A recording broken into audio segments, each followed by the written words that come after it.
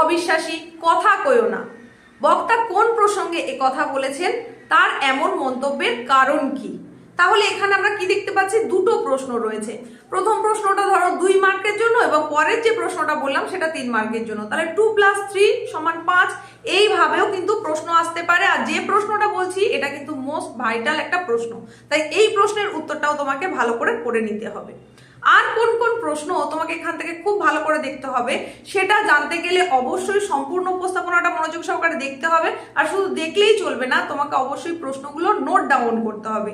তো তোমরা যারা উচ্চ মাধ্যমিকের 4th সেমিস্টার দিতে চলেছো, তোমাদের জন্য সম্পূর্ণ নতুন এক উপস্থাপনার মাধ্যমে হাজির হয়ে গেলাম আমি, তোমাদের এসবি ম্যাম। চ্যানেলে তোমাদের প্রত্যেককে জানাই স্বাগত। তাহলে আজকের উপস্থাপনায় তোমাদের জন্য যে বিষয়টা নিয়ে চলে এসেছি সেটা তো থাম্বনেল দেখেই বুঝে গেছো, তারপরেও বলি। তোমাদের ক্লাস 12 4th সেমিস্টারের বেঙ্গলি, এখানে তোমাদের রয়েছে পূর্ণাঙ্গ সহায়ক গ্রন্থ যেটা হচ্ছে ডাকঘর, তার অতি গুরুত্বপূর্ণ কিছু প্রশ্নের সাজেশন। একদম মুষ্টিমেয় সামান্য কিছু প্রশ্ন বাছাই করা, সেই প্রশ্নগুলোর কথাই বলবো। আর এই পূর্ণাঙ্গ সহায়ক গ্রন্থ থেকে তোমাদের কত নম্বর রয়েছে সেটা তোমরা নিশ্চয়ই জেনে গেছো। 10 নম্বরের প্রশ্ন কিন্তু এখান থেকে তোমাদের থাকবে। প্রশ্ন কতগুলো থাকবে, কটা লিখতে হবে সেটাও আমি তোমাদের এখানে বলে দিয়েছি। 4টের মধ্যে যে কোনো 2টি প্রশ্ন করতে হবে, মানে তোমাকে প্রশ্ন দেওয়া হবে 4টি। তোমাদের এবারের প্রশ্নের মডেল হচ্ছে 2x মডেল। 4টি প্রশ্ন দেওয়া থাকবে, করতে হবে 2টো। এবার এই যে 4টে প্রশ্ন রয়েছে তার মধ্যে কোনোটা পুরো 5 নম্বরের প্রশ্ন হতে পারে, আবার পার্ট আকারেও আসতে পারে, 2 + 3 বা 3 + 2 এইভাবেও কিন্তু আসতে পারে প্রশ্নগুলো।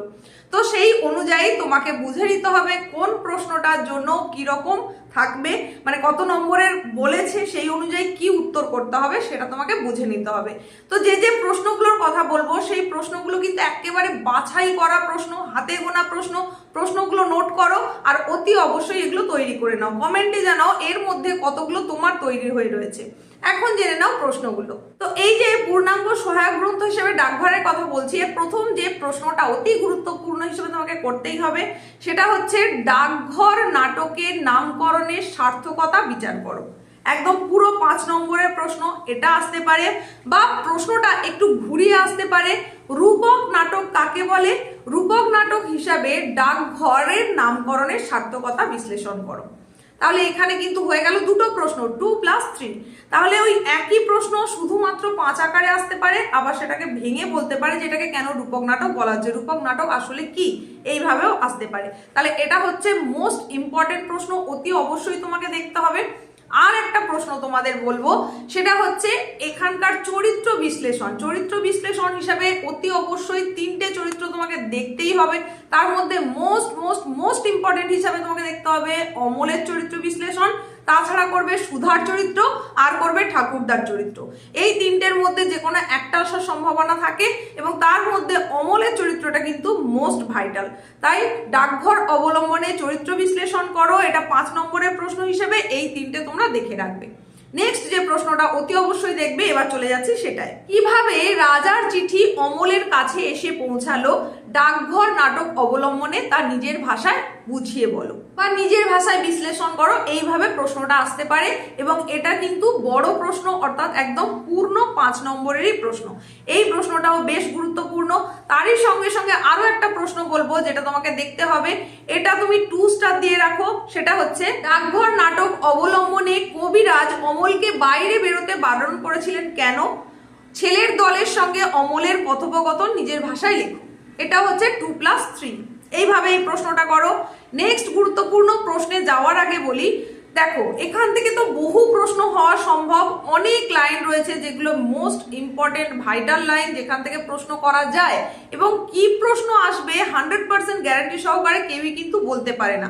আমি তোমাদেরকে এটা সম্ভাবনার কথা বলছি এবং সম্ভাব্য প্রশ্নগুলোই বেছে নিয়ে এসেছি।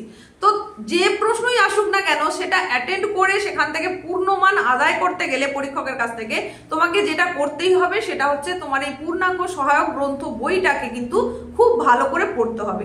মানে কোন লাইনটা কোথায় রয়েছে, তার আগে পরে কি ঘটনা ঘটেছে, এইগুলো যদি তোমার জানা থাকে তাহলে যাই প্রশ্নই আসুক না কেন সেটা অতি অবশ্যই তুমি লিখতে পারবে। আর এখানে আমার একটা পরামর্শ থাকবে, এই যে তোমাদের বলেছি 4টে প্রশ্ন থাকবে, তার মধ্যেও করতে হবে 2টো। তো এই চারটের মধ্যে তুমি অ্যাটেন্ড করার চেষ্টা করবে যেটা পার্ট প্রশ্ন থাকবে, মানে 2+3 আকারে যেটা থাকবে সেটা অ্যাটেন্ড করার চেষ্টা করবে। এবার যদি দেখো যে সেটার একটা হয়তো তোমার জানাই নেই, তাহলে তো সেটা করতে পারবে না, তাহলে তোমাকে 5-এর প্রশ্নটাই তখন অ্যাটেন্ড করতে হবে। কিন্তু যদি তোমার জানা থাকে তাহলে আমি বলবো অতি অবশ্যই এই পার্ট প্রশ্নটাই অ্যাটেন্ড করো, কারণ পূর্ণ 5 মার্কের প্রশ্ন অ্যাটেন্ড করে সেখানে 5-এ 5 পাওয়াটা একটু হলেও টাফ, বিশেষ করে বাংলার ক্ষেত্রে। সেখানে তোমার কিন্তু এই পাঠ প্রশ্নে অধিকাংশ নম্বরটাই পাওয়া সম্ভব, তাই বলবো এটাই অ্যাটেন্ড করার চেষ্টা করো। চলে যাচ্ছি পরের প্রশ্নে। এখন যে প্রশ্নটা বলবো এটা কিন্তু তুমি 5 স্টার দিয়ে রাখতে পারো, খুব গুরুত্বপূর্ণ একটা প্রশ্ন। সেটা হচ্ছে, তুমি যে ছেলে খেপাবার সর্দার, কে কোন প্রসঙ্গে এ কথা বলেছে, উদ্ধৃত ব্যক্তির চরিত্র বিশ্লেষণ করো। তাহলে এখানে দুটো প্রশ্ন রয়েছে, অবশ্যই এটা হচ্ছে 2+3। এই প্রশ্নটা মোস্ট ইম্পর্টেন্ট একটা প্রশ্ন, অবশ্যই তৈরি করবে। পরের প্রশ্ন হচ্ছে, তাই তোমাকে ভয় করি, কে কাকে উদ্দেশ্য করে এই কথা বলেছে, ভয় করার কারণ বর্ণনা করো। এটাও 2+3 দুটো প্রশ্ন রয়েছে, বুঝতেই পারছো। এর পরের যে প্রশ্ন এটাও 5 স্টার যুক্ত প্রশ্ন, সেটা হচ্ছে, দই বেচতে যে কত সুখ তা তোমার কাছ থেকে শিখে নিলাম, কে কার উদ্দেশ্যে এই মন্তব্য করেছে, এই মন্তব্যের কারণ বিশ্লেষণ করো। এটাও 2+3। পরের গুরুত্বপূর্ণ প্রশ্ন, এটা 3 স্টার যুক্ত, সেটা হচ্ছে, সে দেশে সবাইকে যেতে হবে বাবা, কে কোন প্রসঙ্গে কথা বলেছে, বক্তার এমন মন্তব্যের কারণ কি। এটাও হচ্ছে 2+3। তো এইরকমই নেক্সট গুরুত্বপূর্ণ প্রশ্নগুলো যাওয়ার আগে বলি, এই যে গুরুত্বপূর্ণ আজকের আলোচনা, এটা তোমার কেমন লাগলো সেটা কমেন্টে অতি অবশ্যই জানাও। এই প্রশ্নগুলোর মধ্যে কতগুলো তোমার তৈরি হয়েছে সেটা জানাও। এর বাইরের কোনো প্রশ্ন যদি তোমার মনে হয় সেটাও তুমি কমেন্টে জানাতে পারো। আর তারই সঙ্গে সঙ্গে বলি, তুমি যদি এই চ্যানেলে ফার্স্ট টাইম ভিজিটর হয়ে থাকো তাহলে অতি অবশ্যই চ্যানেলটাকে সাবস্ক্রাইব করো, পাশে থাকা নোটিফিকেশন বেল আইকনটাকে অল করে দাও এই রকম গুরুত্বপূর্ণ প্রশ্নের সাজেশন পাওয়ার জন্য। এর আগে কিন্তু এই চ্যানেলের থ্রু দিয়ে তোমাদের রচনার সাজেশন অলরেডি প্রোভাইড করে দেওয়া হয়েছে, তোমরা আশা করছি সেটা দেখে থাকবে। যদি এখনো না দেখে থাকো, আজকের ভিডিও ডেসক্রিপশন বক্সে লিংক দেওয়া থাকবে, সেখান থেকেও দেখে নিতে পারো। চলে যাচ্ছি পরবর্তী প্রশ্নে। তারপরে ওই ছেলেটির সঙ্গে ভাব করে নেব, কে কাকে এমন কথা বলেছে, তার এমন মন্তব্যের কারণ কি। এটাও 2+3 গুরুত্ব দিয়ে অবশ্যই প্রশ্নটা তৈরি করবে। এটা 2 স্টার দিয়ে রাখো। পরের প্রশ্ন, আমি ভালো হয়ে উঠলে আমিও তার কাছে ভিক্ষে নিতে যাব, উক্তিটির তাৎপর্য বিশ্লেষণ করো। এটা পুরো 5 নম্বরের প্রশ্ন, 5-এর মতন করে তৈরি করবে। এবার যদি লাইনটা একই রেখে আলাদা পাঠ আকারে দেয় তাহলেও কিন্তু তুমি এটা লিখে আসতে পারবে। পরের প্রশ্নে চলে যাচ্ছি। সে ভারী আশ্চর্য জায়গা, কে কাকে এ কথা বলেছিল, এই আশ্চর্য জায়গার বিবরণ দাও। এটা তোমার 2+3 হিসাবে আসতে পারে, বা শুধু বলতে পারে আশ্চর্য জায়গাটি তোমার নিজের ভাষায় ব্যক্ত করো, সেটা 5-এও কিন্তু আসতে পারে। আর পরের গুরুত্বপূর্ণ প্রশ্ন, এটাও তুমি 5 স্টার দিয়ে রাখতে পারো, সেটা হচ্ছে, বলো যে সুধা তোমাকে ভোলেনি, এই উক্তির তাৎপর্য বিশ্লেষণ করো।